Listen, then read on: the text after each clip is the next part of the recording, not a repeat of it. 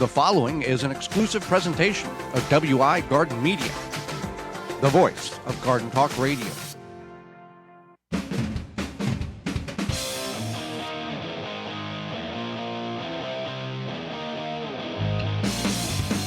Coming up on the program today, we're going to talk about hedges and how they can improve your property, as well as planting bulbs this fall. Our guest is author Julia Dimakos, and we'll answer your garden questions. The hour is full, so join us. You are listening to the most informationally packed hour of garden-focused radio in the country and on the internet with your host, husband and wife team Joey and Holly Baird. This is the Gardening with Joey and Holly radio show. And welcome to another edition of the Gardening with Joey and Holly radio show. Happy that you have taken time out of your busy day to join us on the program.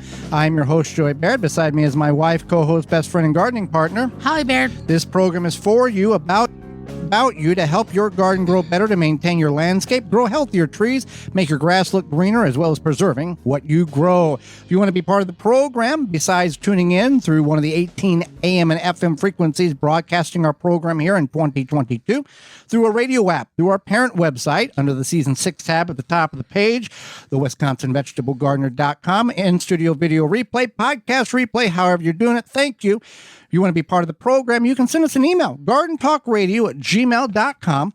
That's gardentalkradio@gmail.com, or you can give us a call on the Proclamation Hotline, brought to you by Proclamation Goods. That number is toll-free, coast to coast, at 1-800-927-SHOW, 1-800-927-7469. Proclamation Goods creates cookware for the eco-conscious home chef. Their pans are non-toxic, have a lifetime warranty, and are made in Wisconsin. Their award-winning stainless steel Proclamation Duo cookware set is a 12-inch skillet and a stock pot that doubles as a wok. Best of all, the skillet and stock pot hinge together to form a Dutch oven. It's 2 pans with the versatility of 10, empowering you to cook more with less. If you care about your health and strive for a more sustainable lifestyle, then Proclamation Goods is for you. Supplies limited, so order yours now by going to proclamationgoods.com. All righty. There's a number of things in which hedges can benefit your property if you so choose to incorporate them. Being privacy, being maybe a boundary, a border, protection, or just an aesthetic. Maybe you want to create, something like a little garden labyrinth, and you want to make it a differentiation of sections. Now, the thing with hedges, they are not all created equal, Holly. They some grow faster than others. Some needs a lot more maintenance than others. That's definitely something that you want to keep in mind. Oh, it's on sale. Let's grab 20 of them. No, that's not. Yeah, and some might grow bigger than you realize because you're at the garden center getting that deal, and then all of a sudden you have a wall. Real quick, what comes to mind is arborvitaes. Yeah. They're cute little shrubs, and oh man, they're 40 feet tall, and they are out of control. And if you didn't maintain them or didn't plan for the arborvitae to grow the way it's growing, you are going to have to probably cut it down and reevaluate what you're going to do with that area. Absolutely. And I think that a lot of people don't realize that hedges all can grow at different rates, and you can purchase a more mature hedge, which will be a little bit more costly, but then it will start to grow, or will be growing a little bit more, so you don't have to wait as long for it to fill in. Or you can start small. It kind of depends on what you're going for, what you're looking for, how much patience you have, more or less. Well, you got to do your research. That's simply, you can look at a pretty picture in a magazine, junk seed catalog or online, and go, I want that. But if you don't realize it takes 5 to 7 years for it to get to that state, or it takes X amount of hours of trimming and maintenance and mulching and trimming and taking care, or it's a very disease-ridden plant in your area, you're going to be in it for a very long, disappointed, and angry-filled time frame dealing with this. Absolutely. And that's something that you want to keep in mind. Also, they do They do root quite quickly. So that's something to keep in mind too. If you make a mistake, you're going to have to dig that out. Could be labor intensive. Could just be a pain. Well, if you are in a residential city metropolitan situation and you're wanting to put these along the sidewalk on your property on the inward side, based on the root aggressiveness, it can damage the sidewalk. And I don't know a whole lot, but I'm going to assume that if the sidewalk is damaged because of something that you've planted, you're probably going to be responsible for a bill that you're not wanting to pay for them to come in and redo that sidewalk in front of your house. Also, it can be a liability issue, snow shoveling or people tripping over the unleveled planks of concrete that those plants have caused to raise up or upheave. Yeah. Something to definitely keep in mind. Now, same thing with your neighbor. If you have a neighbor who doesn't like your hedge and they decide to give it a little haircut on accident or something, hopefully you don't have a neighbor that does that, or you have good communication, or you offer to trim it or prune it or whatever. But you want to keep in mind that if you live on a property line with a neighbor or an HOA or whatever, that there might be rules. You might have to just make sure that you're not. I mean, it makes sense sometimes to use those arborvitaes because they don't need very much pruning because they grow up. Right. But if you're looking for a fill-in area when they grow up, based on how well you can get more canopy than you can get wall coverage, I guess is what you call. When can we plant these? When should we plant these? Is there a good and a bad time to plant these? Well, bare root hedges should be planted mid-October. So we're getting kind of in that time frame, and till the end of and at the end of March. And at the end of March. So you're kind of looking for like solid fall and then or early kind of in spring. the dormancy area. Yeah. But you don't want to here's the thing. If you're in an area, let's say you're in Denver, listening to us on KHNC 1360, and you're going, hey, I want to plant some hedges before the winter, and winter is supposed to be here 3 days from now, and it's supposed to be frozen ground. Probably not a good time to put these things in the ground. You need to get them established. You just can't go, oh, it's going to freeze and it's going to be 12 degrees tomorrow. Let's plant them now so they're in the ground. That's not going to do you a whole lot of good at all for the health of your plants. And also, you'll see these hedges that have that nice square corner. Very artistic looking. Yeah. And yes, you can absolutely do that, but you do have to train your hedge to do that. It doesn't come naturally. It requires... But you can leave the hedge at home alone. Nobody has to take care of it when you go out. Yes, yeah. you can. It's frowned upon to do that to children, and some pets it's not really well encouraged. Right. Yeah. Especially pets that... It was a bad joke. Continue. Especially pets that use the bathroom outside. Yeah. Yeah. So, anyway... From the beginning, yeah. You want to prune your hedges, but let's get back there's different types of hedges. There's the evergreen type hedges, and those are best planted from September to mid-October, or from April to mid-May. So either way, you're looking at fall/spring planting. And you're going to prune these every month if you're wanting to get a certain shape. However, you don't want to prune these back so hard that you cut away all the foliage or all the needles or anything like that, because there's a certain area from trunk up the stem or the stalk or the limb where there's not going to be much of any growth. That's just part of the arm, I guess, until it gets to the area where it flourishes out. So if you cut that back, it's going to be a long time before that little hole fills in that you accidentally cut too deep on. So you're probably thinking, okay, maybe you want to do the hedges, you want to get some hedges, you want to plant some hedges, whatever. And you want to think, okay, if I have 6 feet or whatever that I want to cover here, how many hedges, how many plants would I need? It's about 1 per square foot. Well, that's true, but also it depends on what they are going to look like at maturity. You want them to slightly grow into one another to create this living wall. But that's why you want... Right. Yeah. But if it is a bushier plant. Correct. Yeah. And you also don't want to do this. This is one of the few things in gardening that you don't want to do. We'll do a little bit now. We'll do some next year. Because if you do that, you're going to have this hedge that is 4 or 5 different shapes of height They're all going to be all different alterations. It's not going to be universal. So it's one of these things that you got to invest the money in it so you can get all 20 plants and put them all in at once. So they're all uniform. So they all look nice. And that's the other thing is that's why you want to care for your hedges. You want to, some of them you might have to wrap when they're smaller, right, in the winter months. And then you want to mulch around the hedges. That's very important, keeping their roots nice and water them with a tree diaper, keep a tree diaper around them. The other problem, and I've seen this happen, and there's not really much anyone can do. You've got a beautiful hedge. You've got 7, 8, 10 plants, whatever one you got. And there's one in the center that dies. And you remove it and you replace it with the same variety. It's never, ever going to look the same. There's nothing you can do about it. You're always going to have, it's pretty dip where that short one is, and it's never going to catch up to the rest of them. I think maybe that's why people end up putting like trees in the places. Yeah. There's a random tree in the middle of the hedge there. Decorative grass, something like that. Yeah.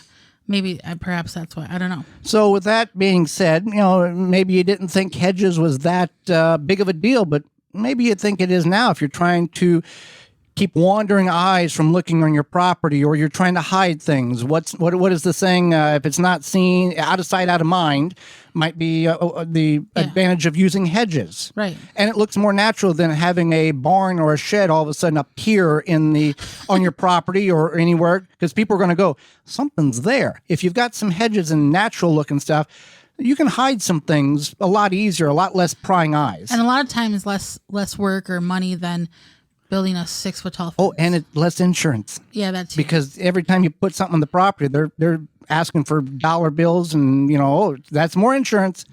So, what doesn't take a lot of insurance is Walton's Incorporated, Walton's Inc., because they have everything but the meat, Holly. Absolutely. So you care about where your food comes from. You might be canning, preserving. I just watched somebody do freeze-dried soup. So there's that. Your fruits and vegetables. But what about the meat? At Walton's, you can get all the equipment, seasoning, and supplies to make sausage, jerky, and any other meat product your way to your high standards. You want to make snack sticks that people will like? Walton's has meatgistics.com. They have people there to help educate on how the hows and whys of meat processing, as well as a community of almost 15,000 users who will give their opinion and guidance on meat processing issues. They have everything from meat grinders, mixers, sausage stuffers. They have decades of experience. They have a full line of seasonings, all this stuff. So if you want to go there, you can use code GROW50 to save 10% off of orders of $50 or more. Walton's everything but the meat. That's waltonsinc.com or meatgistics.com. When we come back, it's about getting those. We talked about hedges that we got to plant now in the fall. We can also plant our bulbs for the spring beauty. You're talking bulb planting when we return. Hang out with us. You're tuned in to the Gardening with Joey and Holly radio show. Got a question for Joey and Holly? Send it via email anytime to gardentalkradio@gmail.com. It's time to get excited for our fall season. Tree-Ripe delivers the best Oregon pears, Wisconsin Honeycrisp apples, and Florida citrus you'll ever eat, directly from the farm within days of being picked. Their pears and apples can be delivered directly to your home, and you can find their citrus at over 200 orange stops throughout the Midwest this winter. All the event details and ordering information can be found on their website, tree-ripe.com. And an extra bonus for you listeners, get apples and pears delivered right to your house with 10% off your purchase by using coupon code HOLLY10, Holly10. The discount only available for home delivery. Pomona's Universal Pectin is a high-quality pectin that gels reliably with low amounts of any sweetener. If you're trying to reduce the amount of sugar in your diet, you'll love Pomona's Universal Pectin. Now you can make healthy homemade jams and jellies sweetened to your taste. You can use sugar or honey to sweeten. Pomona's Universal Pectin keeps indefinitely when stored in an airtight container. Easy to use, versatile, and comes with directions and recipes in every box. Find out more and where to buy at PomonaPectin.com. Also available at natural food stores and online. Are you seeing fruit flies in your kitchen? Fruit flies love a fall harvest. They hitch a ride into your house on the fresh veggies and fruits you are picking. Break the breeding cycle with fruit fly traps from Rescue. Rescue fruit fly traps are reusable and an economical way to keep fruit flies at bay. They're the only trap with a no-spill design, and only the Rescue fruit fly traps are made in the USA. Learn more about them at rescue.com. That's resceu.com. Take the guesswork out of composting with hot bin composting. Quickly break down food scraps within 30 to 90 days. Find out more at hotbincomposting.com. Thanks for listening to the Gardening with Joe and Holly radio show. As you've heard through the program, many companies offering coupon codes to help you save on great products. If you've missed any of those coupon codes, you can go to our parent website, the WisconsinVegetableGardener.com, and click on the Money tab at the top of the page, and they're all listed for you. The Gardening with Joey and Holly radio show is brought to you by the following: Pro Plugger, Chip Drop, Bellbuster, Johnny Appleseed, Ivy Organic, Milkweed Balm, Walton's Incorporated, Bloomin' Easy Plants, Jung Seeds. Find all sponsors at the WisconsinVegetableGardener.com and thank them for their support. Welcome back to the Gardening with Joe and Holly radio show. Thank you for being with us today. Talked about hedges in the first segment, Holly, and if you've got hedges or trees or shrubs or bushes or vegetables, Tree Diaper can water all of them, and you don't have to hook up any hoses or pipes. Tree Diaper is a revolutionary watering system that slowly releases water around the base of any tree or plant as the soil dries. The Tree Diaper is filled with water from rain or when you water, and then it slowly releases water over 3 weeks. No more overwatering, underwatering with Tree Diaper. Every time it rains, the Tree Diaper recharges. No pipes, hoses, or electricity needed. You can water your plants and trees whether they're down by the house, down by the road, or in the back 40. Also works under mulch. Whether you're a first-time gardener or advanced, Tree Diaper will improve the way you water your plants. Made in the USA. Check out all the sizes they have available at treediaper.com. That's treediaper.com. Bulb planting, Holly. It is fall, and that's one of the jobs outside of planting garlic. You got to plant some bulbs if you want them to come up in the spring. And the key reason for such a task in the fall is because some of these bulbs have to have what is called chill hours, much like garlic. In order for them to do what they need to do, that nature has designated them, they have to be in the ground, and they have to get so many chilled hours in order to produce correctly, much like fruit trees. They have to have so many cold hours or chill hours on certain fruit trees. Some need more, some need less. So we want to plant bulbs, but not all bulbs are created correctly. The right way, there's some that you can plant in the spring, Holly, but we're going to talk about the ones you plant in the fall. And there is a right way to plant a fall bulb. Absolutely. So the biggest thing is... We're too excited about fall bulbs, Holly. Apparently. Make sure you do choose a spot with at least 6 hours of sunlight. So, and we're not talking about like mid-summer sunlight. We're talking about like spring. Before the leaves come in. Yeah. Because certain things like certain daffodils, you want to make sure that it's ready to go. Well, whenever you see the daffodils, you know that spring and the warmth is not too far away. Those are the first things. They'll pop up, and then they all, you think, oh, great, spring's here, and then you get another blizzard, and, but that's a sign that the worst of the winter is over, is those daffodils popping up. You hope so. So, yeah, definitely. And then you want to make sure that you're not planting them, like, right after, if we get a fall rain. Right. Not immediately after that, because you don't want them to rot in the soil. Mm-hmm. So say it was going to rain here, I don't know. Tuesday. I wouldn't want to plant them Wednesday. Say we got a good rain on Tuesday. Uh-huh. I wouldn't want to plant them Wednesday. I would wait probably till like Thursday or Friday. So you want the soil to be damp to essentially get the bulb to lock itself in the soil, get a little foundation, a little root development, but then go into dormancy. The soil will be chilled enough to where it will lock itself, the roots will grasp onto the soil, and then it'll just sit there until spring comes for it to pop up. Now, you can do these in containers, and we've all seen these images where that, that 4 foot tall, a 3 foot tall terracotta pot, and they've got 4 or 5 different types of bulbs because they've layered them at the different increments of when they're going to come up and when they're going to bloom. You can do that, and we all see these at the store in the spring that, you pay $15 for one bulb that is in this little wash pail, and 2 days later it's dead because, it can't handle what you put in it. So put them in the ground. It's one of them things. The bulbs will last for generations, for years, decades, based on where you plant them and how, if you need to maintain them. Some of them, you just let them go like daffodils. They'll grow for years.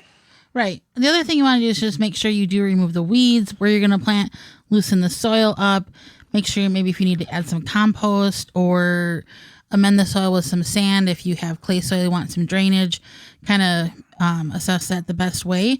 But the other important thing is that you want to buy them at the right time. Yes. A lot of these garden centers will just put stuff out as they get it. Well, it's happy 4th of July and July 7th. Hey, Merry Christmas to everybody. We've got Christmas stuff out, and we've seen that type of thing. Well, if it's a like a home design store, somebody that is not 100% focused on garden stuff, that is just part of their little niche. It's not a garden center.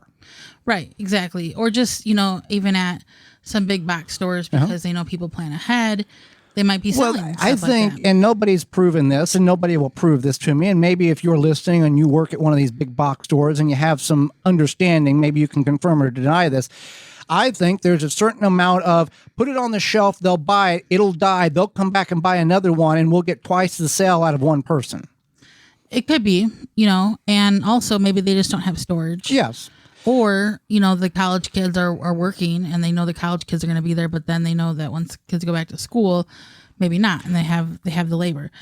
So anyway, if you do buy them early, you want to make sure that they don't have, when you feel the bulb, that they're firm and plump and not like sunken in or moldy or rotty. Right, soft. Soft. Yeah. You want to buy these when you are intending to plant them. You don't want to buy them 2 or 3 months in advance either. Right. If you feel the need to for whatever reason, but also sure you're getting something that's buying quality. them at the last minute, they're wanting to get rid of these. So there might be some sales if you wait until later on or close to the deadline to get them inside or get them in the ground. Plant at the right time. It differs from climate, from zone to zone. No matter where you live, there's a few ways to judge whether or not it's the right time to plant your fall bulbs. In general, try to plant them when the nighttime temperatures are 40 to 50 degrees in approximately 6 weeks before you expect the ground to freeze. So based on where you're at, some places that certain bulbs are not going to do well, and other places, the ground's already frozen. So keep that in mind. And if you do have bulbs that you do not get in the ground because of, I forgot, or, hey, I found these, now it's January and I didn't get them planted, you can try to manipulate some of the chilled hours by putting them in the freezer and then putting them in the ground as soon as the ground can be chiseled. That should allow you to at least get something out of the bulb rather than them just drying up in the garage, in the shed, in the house, and you've wasted time and money and didn't get anything out of them. Absolutely. So you want to make sure you're planting the right bulbs. You want to make sure they're good for your zone. There's certain, I know like here in Wisconsin where we are and the upper Midwest, crocuses will grow, but then there's certain areas that they won't grow because of the climate or whatever. So there's that. And then you want to wait for the spring to fertilize. This is important because if you don't need to fertilize them in the fall, then don't spend the time or money doing it. But also, if you fertilize in the fall, that plant may take that up and go, hey, it's time to grow. And then you've got a plant or a flower that is piercing through the soil, and the snow's coming, and it's going to probably not make the winter. So something to keep in mind. I think that if you have the space for them and you have the time, patience, whatever, I think you should do it. I know we don't have any bulbs that we planted ourselves, but our neighbor did, and it's really nice to have those bulbs come up. Well, bulbs are one of these things, and again, it's only a couple of days to a couple of weeks of the flower blooming. But if you plant a variety. Right. And if you have a hillside or something in that manner that is difficult for you to maintain in any other way, planting a variety of mosh posh of bulbs that will illuminate at the different or bloom at the different portions of the spring can allow some nice things to happen in that area otherwise that is vacant or very difficult to maintain. Absolutely. I agree. And it is nice when you're driving and you see on a hillside somewhere there's a bunch of daffodils. Well, we see this along the interstate next to overpasses, that whether this was intentional or just accidental, that there is several hundred daffodils or other flowers that have popped that will bloom at certain times of the year. Right. And it looks nice and it's pretty.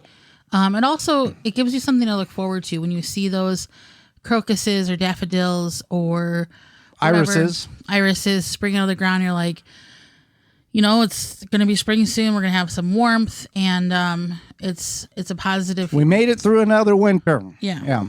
Well, speaking of night times getting colder and the daytimes getting the daylight getting shorter, the length is still 24 hours, and the kids are back in school, and the lawn still needs a little help before that winter hits, Holly. Yeah, just because it's officially in the depths of fall, we don't want to forget about our yards and those Japanese beetles.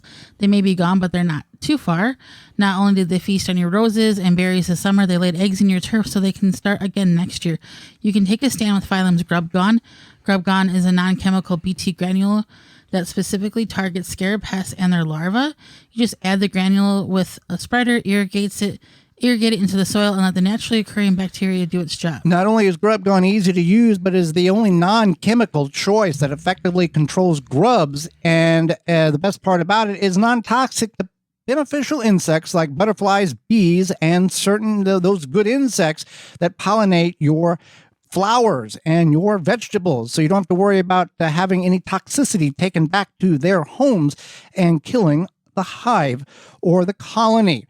You can find Grub Gone at beetlegone.com. Grub Gone at beetlegone.com, and use coupon code GardenTalk10 to save 10% off your order at beetlegone.com to get your Grub Gone. Hang out with us moments away, author Julia Dimakos, and we'll talk to her about vegetable gardening. You're tuned in to the Gardening with Joy and Holly radio show. Have a garden question?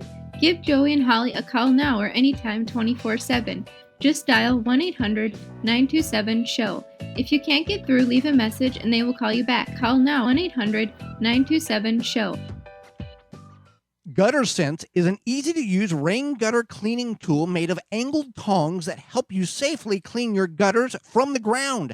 No more ladders needed. Stay safe on the ground. Visit guttersense.com. Do you have nuts or fruit in your yard? A Nut Wizard is a handy, effective tool that will pick up round or oval tree produce quickly and easily, leaving debris behind for a clean harvest. A Nut Wizard tool saves your back and your time. Visit nutwizard.com for more information. This week's garden tip is sponsored by the amazing Dr. Zymes. Eliminate and prevent garden pests with their 100% all-natural, all-in-one insecticide and fungicide. Experience powerful natural protection from insects, fungus, mold, and mildew. Try a free sample. Visit drzymes.com/garden talk. Preventative measures before planting. Before you amend your soil for the season, apply 1 cup of Eliminator to 5 gallons of warm water and spray over the planting area, and then add more water after you apply so the product can penetrate the soil.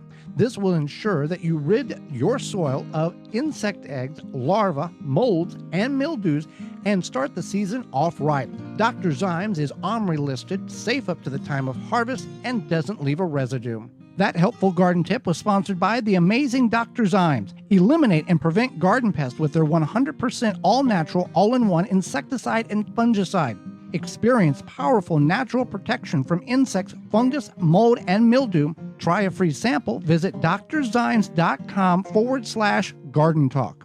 Hey gardeners, it's that time of growing season, so let's start canning. Head over to Fleet Farm for all of your canning supplies and jam mixes. In one easy stop, find everything you need, like jars, lids, canners, strainers, racks, spatulas, and funnels from top brands like Ball & Kerr. Plus, pick up mixes, sugar, and more. When it comes to canning, get everything you need at your canning headquarters, Fleet Farm. With the right tools, plant maintenance is easy and more effective. Ironwood Tool Company has the right tools for your project. From pruners to loppers to saws and shears and cleanup tools, get the right tool for this season, making your job much easier. Find them all at ironwoodtools.com. Are you bugged by bugs? You need naturally green products, No More Bugs. Environmentally friendly, made in the USA.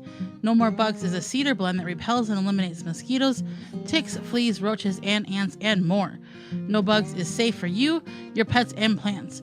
Visit natgreenproducts.com. You can enter promo code GREENTHUMB10 for 10% off your purchase of any size of No More Bugs. Protect your plants from damage with the 3-in-1 Plant Guard and Special Blend Fertilizer. Visit ivorganics.com. Use promo code RADIO10 to save 10% off your order. Thanks for listening to the Gardening with Joy and Holly radio show. As you've heard through the program, many companies offering coupon codes to help you save on great products. If you've missed any of those coupon codes, you can go to our parent website, the WisconsinVegetableGardener.com, and click on the Money tab at the top of the page, and they're all listed for you. The Gardening with Joy and Holly radio show is brought to you by the following: Rootmaker, Dripworks, Pomona Universal Pectin, Phylum Bioproducts, Tree Diaper, Chapin Manufacturing Incorporated, Deer Defeat, Water Hoop. Find all sponsors at the WisconsinVegetableGardener.com and thank them for their support. Welcome back to the Gardening with Joy and Holly radio show. Author Julia Dimakos moments away, but first, a word from Simple Grow. Are you worried about your plant growth? Provide your plants with what they need to grow to their potential. Simple Grow offers 100% organic worm castings at simplegrow.com. Unlike other worm casting products, when you order from Simple Grow, you are getting 100% worm castings, not filler plus castings. Promote ideal soil structure and aeration with Simple Grow all-natural odor-free worm castings. There's only one ingredient, worm castings. No chemicals or additives will seep into your food, and it doesn't smell like other fertilizers. For indoor and outdoor use, order by the bag, bundle, ton, or truckload. Check out what they have at 100% worm castings at simplegrow.com. Well, Holly, let's go to the Proclamation Hotline, brought to you by Proclamation Goods, and bring in our guest for this week. Julia Dimakos is a vegetable gardener, author, gardening speaker, and passionate about all things gardening. Her recent book is called Tea Gardening for Beginners. Welcome to the program, Julia. Thank you so much for having me. I'm excited to be here. Well, we thank you for taking time out of your day to not only educate Holly and myself, but all of our listeners. And I'll start with this. You started gardening as an adult. How did you get into gardening? Where was that revelation of, hey, this is something that I can be doing?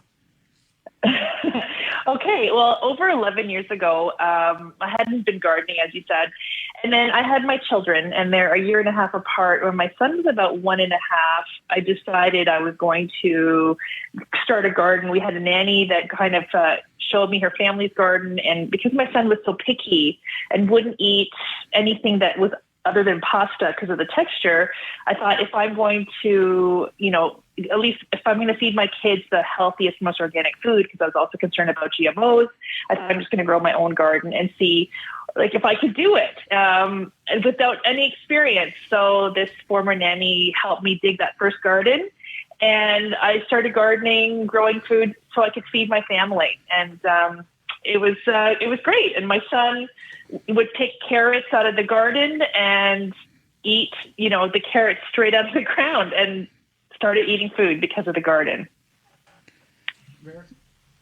That's fantastic.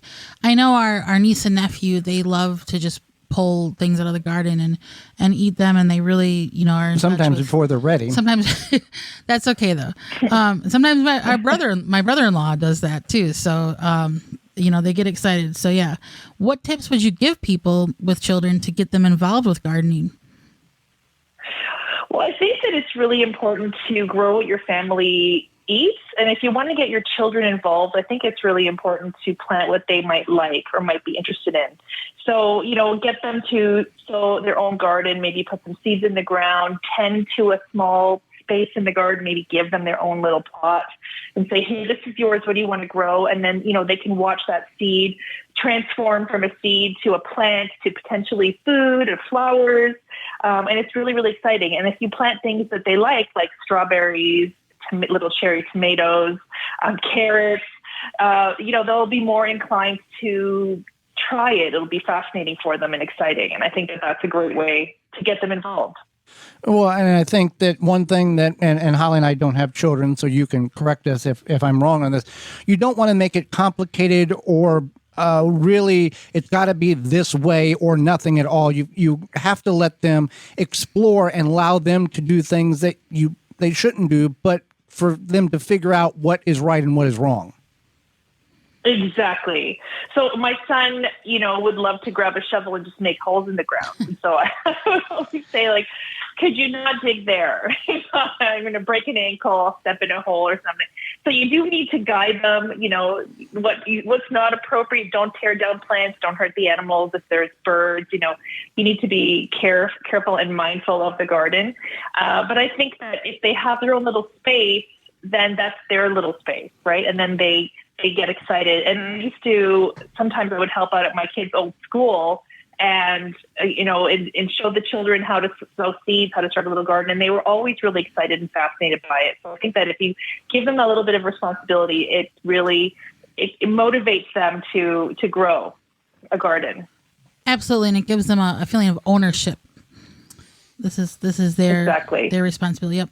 So tell us about your book, Tea Gardening for Beginners. What, if our listeners are interested in picking up a copy, what can they expect? And is there something unique or extra interesting that might spark their interest? For sure. So tea gardening, I did a lot of research for this book. So when you think of tea, you traditionally think of black tea, Earl Grey or green tea. And so what I learned in this book and what I discuss in this book is that's one type of tea. So that's traditional tea. And the one plant, Camellia sinensis, grows all the teas, those traditional teas. They all come from one plant based on when you harvest them and what part of the plant you harvest. That's the tea and how you process them. So in the book, I talk about tea, but then I also talk about tisane. And tisane is what we could grow. So here, I live in the Northeast. It's not conducive to growing the Camellia sinensis plant, but I can easily grow herbs for tea and flowers and fruit and seeds and roots for tea. So in the book, I discuss all the things you can actually grow if you'd like to grow your own tea. And if you grow things from seed, then you know that they're chemical free and you don't have to worry. You can harvest them and preserve them and then make teas out of them. And so in the book, I discuss, how to grow these different herbs or flowers and fruit, etc. And then how to brew your own cup, the proper temperature, the health benefits, the flavor profile. And then I also give some tea recipes at the back. So there's all kinds of, I arm you with all the information you need, the tools to plant your own garden, some garden plant ideas, where you can grow them. If you didn't have any space and all you had was a balcony, you could still grow several ingredients in a container for tea. And I think people are amazed that you can grow your own tea, that it's not something that has to be shipped from thousands of miles away. And the versatility of growing your own tea, you can grow things and make your own tea from plants that are not commercially, that particular flavor or plant is not commercially available in the tea form. Exactly. So, and there's so many options, like you can dry strawberries, during the strawberry season, you can dehydrate some strawberries and you can add your strawberries to tea. They're amazing in tea. You can even enhance black tea with some dried strawberries. You can also preserve the leaves of the strawberry plant, something that's not really available. The flowers of the strawberry plant make a wonderful tea. So, you can go and you can grow all these different ingredients. You can also, if you have them in nature and you know that where you're foraging from is organic and not sprayed, you can harvest different types of, which I don't discuss in the book, but you can just, harvest certain leaves from off trees. Linden flowers, for example, make a great tea. So, there's a lot more. Like I only included, I think there's 29 different plant profiles in the book, but there's way more. I mean, I could have gone on and on with all the ideas. But when hawthorn berries are in season right now, you can harvest them and you can dry them and have them in tea. So really the sky's the limit. It's really exciting. Once you get started, there's just so many possibilities. So just take a little bit of research, make sure that the safety precautions don't affect you. But then you've got, all the choices to grow your own or harvest your own, forage for your own. Now, is there a enemy to tea leaves, whether you're purchasing them from the store or you're growing them your own? Is it light? Is it oxygen? Is there something else that is really the detriment to the shelf life of tea? That's a great question. So you want to be sure that you're storing all your teas, whether they're like the Camellia sinensis, the black, green, white, or oolong teas, or they're the herbs that you're harvesting or the flowers, etc. They should all be stored out of direct sunlight. So the sunlight will cook them and also evaporate their beneficial oils. So definitely store them away from the sun. If you have a cupboard, that's perfect, a pantry. If you don't, and you have like an open system, then maybe away from the window. Don't let any sun, somewhere where there's no sun. And then definitely I recommend a glass jar. So a canning jar is really great. One of those ones that have like a clicky, spring type of lid that you can click down. Anything that keeps the air out of the package, I think is ideal. I don't prefer the plastic containers just because I'm worried that the plastic might leave a flavor in the tea. I find those glass, it's just the cleanest, most, driest environment for them that doesn't emit any kind of residue on the plant material. And yeah, if you do it like that, at least a year, in a dry, out of the sun location.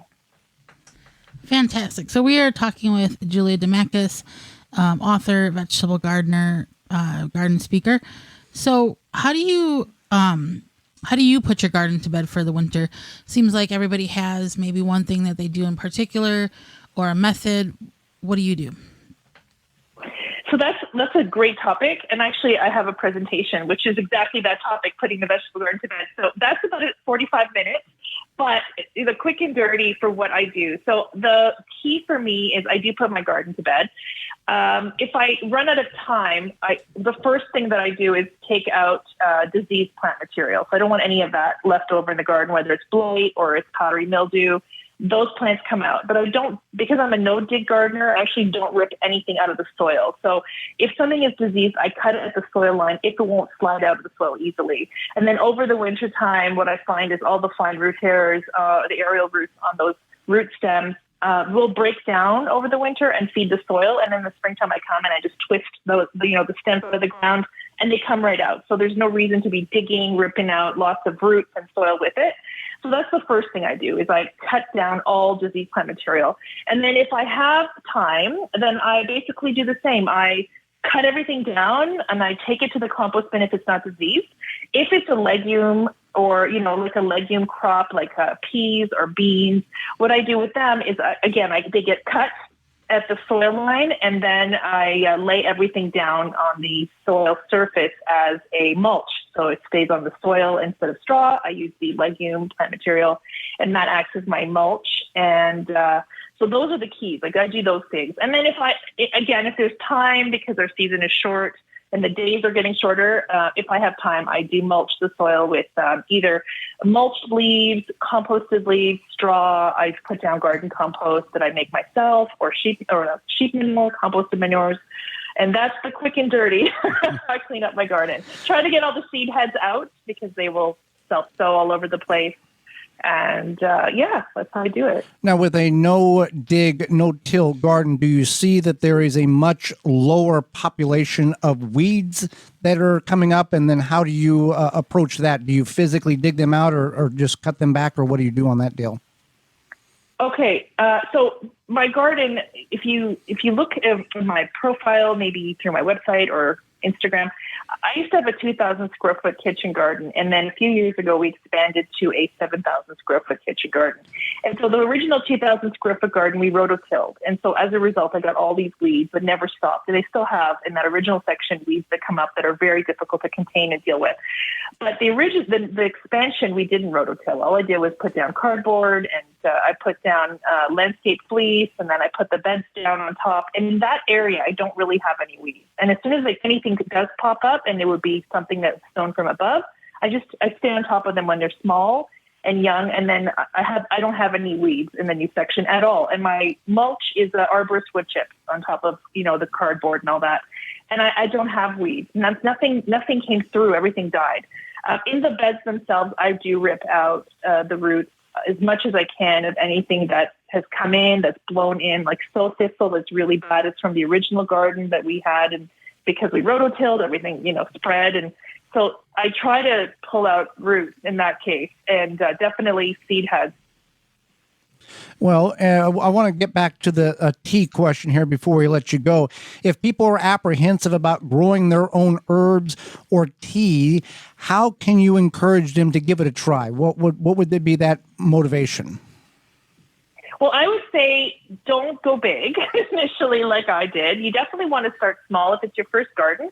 I think raised beds are really easy to work with, and there's a lot of really great little kits available on the market.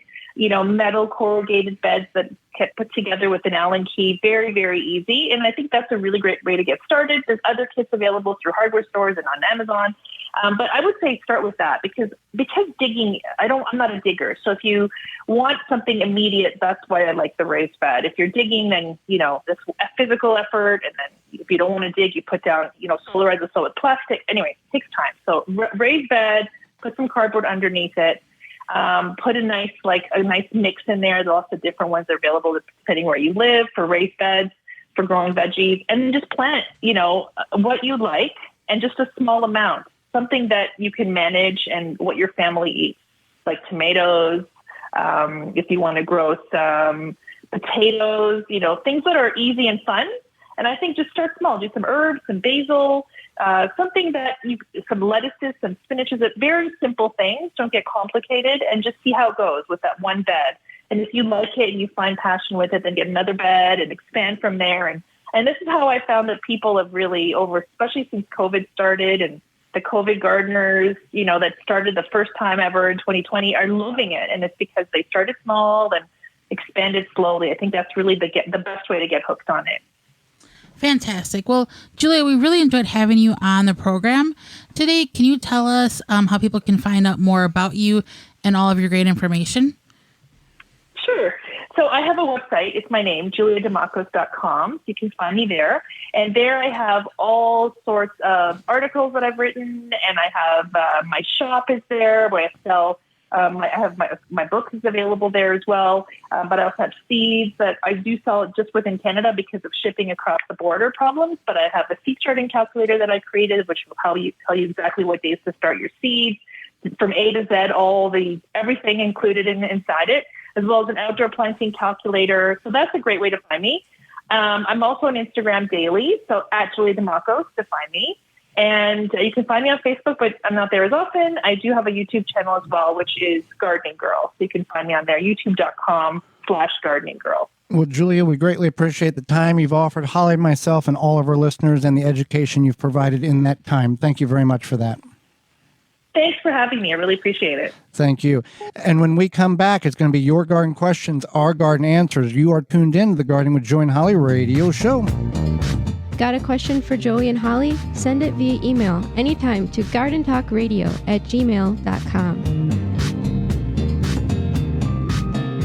Jung Seed Company is a family-owned and operated gardening company since 1907 with the largest selection of seeds and plants online. Use code 10TG22 to receive 10% off your order at jungseed.com. That code again is 10TG22. Chip Drop is a website. You can sign up for free wood chip mulch delivery right to your door for free. Chip Drop connects homeowners and gardeners with tree services who are trying to get rid of their wood chips. You can also sign up to get free logs and firewood. Go to chipdrop.com to learn more and sign up for a free account. Rootmaker starts your plants off right and keeps them going through harvest. From their seed starting trays with an innovative design that air prunes the roots to their large variety of grow bags, 1 to 60 gallons. Their products will provide you with the harvest that you've never seen before. Visit rootmaker.com and use coupon code RADIO22 to save 15% off your order. That's rootmaker.com. Brought to you by Blue Ribbon Organics, providing locally made organic compost and soil blends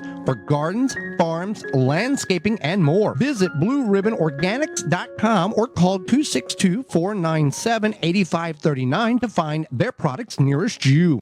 When winter hits with heavy snowfall and frigid temperatures, your outdoor furniture takes a beating. What you need to do is cover it with custom protective covers from coversandall.com. They have a bunch of waterproof, tear, and abrasion-resistant fabrics to choose from. and each cover is made with waterproof stitching. Covers and All has a lot of customization options, incredibly easy design and order process to make covering any size or shape a snap. Visit coversandall.com and use code GARDEN25 at checkout to save 25% off your purchase. Thanks for listening to the Gardening with Joe and Holly radio show. As you've heard through the program, many companies offering coupon codes to help you save on great products. If you've missed any of those coupon codes, you can go to our parent website, the WisconsinVegetableGardener.com, and click on the Money tab at the top of the page, and they're all listed for you. The Gardening with Joe and Holly radio show is brought to you by the following: Tree Ripe, Covers and All, Ironwood Tool Company, Timber Pro Coatings, Blue Ribbon Organics, Natural Green Products, Algae Men, Dr. Zymes, Happy Leaf LED, Rescue, Big Tool Rack, Hot Bin Compost. Find all sponsors at the WisconsinVegetableGardener.com and thank them for their support. Welcome back to the Gardening with Joe and Holly radio show. Thank you for hanging out with us today. If you got a question, time for question and answer. Our questions, your answers, you can send that over to gardentalkradio@gmail.com, or you can give us a call on the Proclamation Hotline, brought to you by Proclamation Goods. That number is 1-800-927-SHOW, 1-800-927-7469. Proclamation Goods creates cookware for the eco-conscious home chef. Their pans are non-toxic, have a lifetime warranty, and are made in Wisconsin. Their award-winning stainless steel Proclamation Duo cookware set is a 12-inch skillet and a stock pot that doubles as a wok. Best of all, the skillet and stock pot hinge together to form a Dutch oven. It's 2 pans with a versatility of 10, empowering you to cook more with less. If you care about your health and strive for a more sustainable lifestyle, then Proclamation Goods is for you. Supply is limited, so order yours now at proclamationgoods.com. Number again, 1-800-927-7469, 1-800-927-SHOW. GardenTalkRadio@gmail.com is the email address. Holly, this question is sponsored by Fleet Farm and FleetFarm.com and goes as followed. Can you take seeds from green tomatoes and save them? Well, if the tomatoes don't ripen, you can 100% say can't be 100% sure the seeds are viable, so they could work. You can probably get some viable seeds. When you look at the seeds, you can tell if they're more developed and healthier. They tend to look a little bit plumper. If they look kind of flat, then probably not. It's best to leave them on the vine or bring them in to allow them to ripen before saving seeds. Now, this goes with a asterisk next to it. Some tomatoes don't change colors. There are number of tomato varieties that are like Mr. Stripey, right? Or zebra there's a grandma something. Yeah. It's like a sausage tomato that's got. But there's that one. Yeah, green zebra. Green zebra. That's what it is. There are several varieties that are big beefsteak that do not change. When they're ripe, they are a different shade of green. So if you've got 87 and a third different varieties in your garden, you kind of want to know what you got, because if you continue to wait for that green zebra to change to red, you're going to wait forever because it's not going to happen. But if you're going to save seeds, like Holly talked about, in any form or fashion, the most mature of the fruit will contain the best opportunity for the best traits and the best mature seeds to get you a best germination the next coming year. Absolutely. So we have a question about the boysenberry plant. Yeah. What type of soil should you use if it's going to be in a permanent pot or container? Well, anything that's in a pot or a container, first of all, organic, rich, well-draining soil with a pH about 6 to 7. This being said, if it's in a container, you're going to have to supplement or feed that plant nutrients, whether organic or inorganic fertilizer, and more compost yearly in order to sustain the life of that plant. Or you may have to work itself up to larger containers, whether that's root maker grow bags. They have 1 to 60 gallon. They even got a 100-gallon grow bag now. Use coupon code radio22 to save 15% on your order at rootmaker.com. Radio22 to save 15%. And you can get your grow bags. They have nice white-sided grow bags, very blends in real nice with the house. If you got a white house, they've got some other colors there. But you're going to have to continue to feed that plant. If it's in the ground, if it's in a traditional garden ground and you neglect it, there is enough nutrients and enough stuff going on in the soil, that it's probably going to survive. It's not going to be happy, but it will survive. In a container, no matter what size, it's going to dry out quicker. And this is for any plant. It's going to dry out quicker. Going to use the nutrients up. As it rains, as you water, nutrients is going to flush out of the soil and out of the container. So you're going to have this constant battle of keeping up with the plant, regardless of what you got there, whether it's zinnias, whether it's a tree, whether it's whatever it is in a container. So that's your container 101. And very quickly, keep up with the plant. You're going to have to keep feeding it. You're going to have to keep taking care of it. All right, we got a question about dog vomit mold, and this comes up a lot. Looks like dog vomit. It looks like a giant, multicolored, fuzzy mushroom. Right, yeah. Exactly. And should I remove it? When I see it in my garden, is it okay? What should I do? It will go away on its own after a few days. Yes. It'll kind of deflate, essentially, or I don't know, biodegrade. Correct. If you have pets or children that might eat the dog vomit mold, don't let them eat it. You could flake it off. Usually it grows like on the side of things sometimes. Well, on the side of plants, wood chips is a feeding mechanism for it. We've had it just in traditional ground because it's a sign that you got good nutrient-dense soil in that area. So you can let it do its thing, or if you're afraid that your curious pet or child might try to eat it, I wouldn't touch it. I wouldn't touch it. I would just cage it off. Yeah, cage it off. Yeah, keep it. Yeah, but put a box over it. But again, you're looking at 3 days top. Some people, it was there this morning. It's gone because that's how it goes. It's alive. It's a living thing. It doesn't walk off. It's not like that. But you get the idea. You see what we're saying there. All right. A couple of weeks ago, well, more like 5-6 weeks ago, we had Steve Binder on. He is the editor of Southern Living magazine, and he said that Epsom salt, people will create this weed killer with Epsom salt, soap, and vinegar as a weed killer, and it does not work. And he explained why in about 2 minutes. Essentially, the Epsom salt is a fertilizer, magnesium sulfate. You're feeding the weeds that you're trying to kill.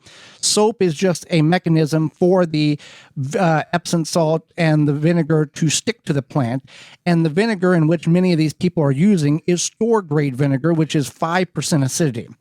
Doesn't have the punch that it needs to in order to kill the weeds. So the question is, then what do I use? And the answer to that is a horticultural grade vinegar. And this can be a 20 to a 30% vinegar, 100, it's vinegar. Acidity. Acidity, yeah. Yeah, so store-bought vinegar, like typical white vinegar, is 5%. If you're lucky. Yeah, no, it's a standard 5. Yeah. But that's not going to do anything. No. The weeds just laugh at you at that point. Right, so this is the horticultural grade vinegar, as Joy said, 20-30%.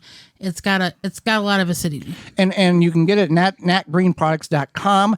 Use coupon code GREENTHUMB10 to get 10% off your purchase of any that's for No More Bugs. You can use that as well for keeping the bugs away in your yard and off you. You can use code WEEDS, WEEDS, and buy 3 1-gallon units and get the 4th one free by using WEEDS at natgreenproducts.com. That they have horticultural grade vinegar. They want it's a strong organic weed killer that will kill your weeds. Now, good question there. And let's see here. I am going to get my tires replaced on my car and was thinking about using the old ones as grow beds and starting plant in them next spring. What is your thoughts? Well, you can use the tires as grow beds, but not for anything that's edible. So a lot of times you'll see these things on Pinterest or now on social media where they're painted like, I don't know, ladybugs or cute things or whatever designs. You lay the tires out to make it look like a flower. And yeah, you can plant in them, but I would not plant edible things in them. Now, you could also take, put them on their side if you like the look of that tire situation, want to paint them, do that, and then put like a terracotta pot in the middle if you want to grow.